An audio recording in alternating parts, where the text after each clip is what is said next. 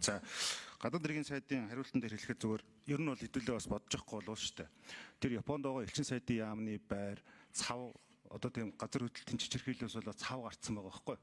Цав гараад тэгээд эндээс нь одоо тодорхой хэмжээгээр барилгын материалууд унсан явган хүний зам дээр яг хажууд нь хүүхдийн цэцэрлэг байх жишээт.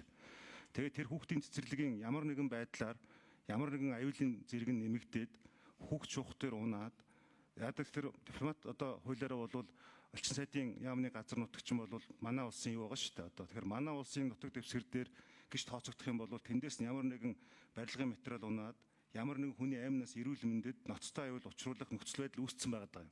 Бүр онцгой. Тэгээд хажуутлынхын тэр одоо цэцэрлэгээс нь манай элчин сайдын яам руу удаа дараа ханддаг байдалтай. Гэх мэт асуудал төр бид нар бас жоохон анзаарч онцгой төвшөнд авч үзэхгүй бол бусдын аймнаас эрүүл мэндэд аюул учирсан нөхцөл байдлын дараагаар улам том асуудал гарах үедээ зүгээр энийг ингээд анхааруулж хэлж байгаа.